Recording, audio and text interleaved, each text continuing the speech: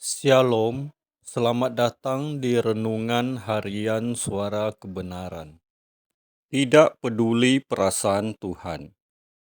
Orang yang tidak sungguh-sungguh memperhatikan keadaan karakternya adalah orang yang sebenarnya tidak menghormati Tuhan.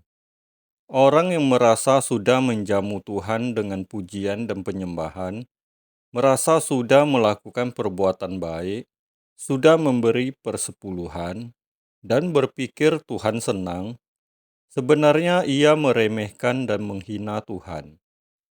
Seakan-akan Tuhan senang dipuji-puji tanpa melihat sikap hati kita, seperti orang yang bermental picik, rendah, yang suka dipuji tanpa melihat motif orang memuji dirinya.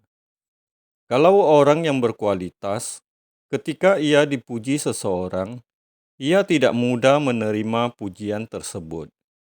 Bahkan ia akan bertanya, "Kenapa kamu memujiku? Apa motif kamu memujiku?" Sebagai Bapa, Dia ingin kita sembuh, dan untuk itu Yesus datang, di mana bilur-bilurnya menyembuhkan kita. Tetapi bukan untuk kesembuhan fisik, melainkan kesembuhan yang berkaitan dengan karakter. 1 Petrus 2 ayat yang ke-24, tidak ada kaitannya dengan kesembuhan fisik. Itu berbicara soal karakter. Oleh bilurnya, oleh kurbannya, oleh fasilitas keselamatan, kita bisa diubah. Hal yang Tuhan kehendaki adalah kita sempurna seperti Bapa. Sempurna seperti Bapa artinya segala sesuatu yang kita lakukan di dalam standar Allah. Ini yang dimaksud dalam Ibrani 12 ayat yang ke-9 dan 10. Yaitu mengambil bagian dalam kekudusan Allah yang olehnya Dia mendidik kita supaya kita menjadi putra, pangeran, anak yang sah, bukan menjadi anak yang tidak sah. Sah atau tidaknya keadaan kita sebagai anak-anak Allah tergantung kita sendiri. Allah menyediakan keselamatan yang membuat setiap kita bisa menjadi anak-anak Allah. Tetapi bagi yang tidak mau belajar, tidak mau dididik, suatu hari Yesus akan berkata, "Aku tidak mengenal engkau." Kalau kita menghormati Allah sebagai Bapa dan mengasihi Tuhan Yesus yang telah mati menebus dosa-dosa kita, maka kita bersedia melakukan apapun yang Dia kehendaki, dan apa yang Dia kehendaki yaitu memiliki kekudusan standar Allah. Untuk memiliki kekudusan standar Allah adalah karakter kita yang harus dibentuk. Orang yang tidak sadar kalau dia mudah tersinggung, mencari hormat, masih mau menyenangkan perasaannya sendiri, tidak peduli perasaan orang, adalah orang yang tidak peduli perasaan Tuhan. Firman Tuhan mengatakan, sekalipun kamu memberikan seluruh hartamu, memberikan tubuhmu dibakar, tapi apabila tanpa kasih, maka sia-sia. Masalahnya, jangankan memiliki kepekaan akan Allah, berkarakter baik pun belum. Bukan hanya kepada orang lain, kadang-kadang kepada pasangan, atau anak pun dia pelit. Orang pelit itu tidak akan masuk surga, karena orang pelit pasti egois. Tuhan mengajarkan kita menjadi anggur yang tercurah dan roti yang terpecah. Orang yang pelit tidak bisa menjadi anak-anak Allah. Banyak orang di luar Kristen yang tidak pelit, yang baik, yang berkemurahan. Kita harus realistis.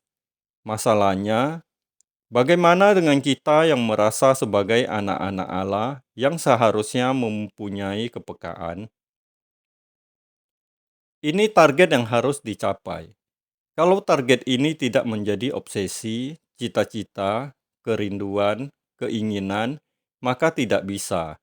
Jadi kita harus sadar bahwa kita belum seperti yang Tuhan kehendaki, kita masih sakit.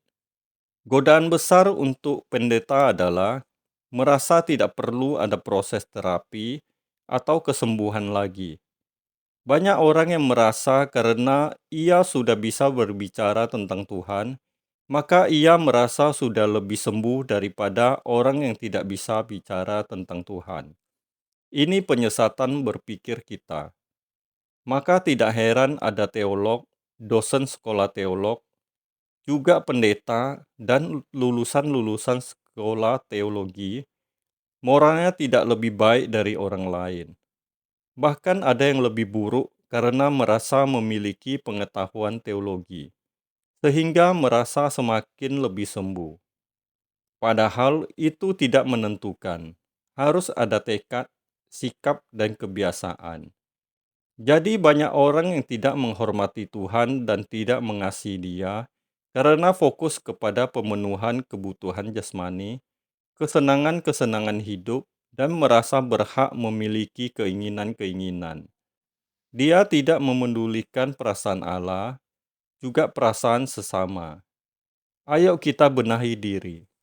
Setiap kita masih termasuk orang yang belum sempurna, dan karenanya kita masih terus belajar untuk tidak melakukan satu kesalahan apapun, karena sudah banyak melakukan kesalahan di masa-masa lalu.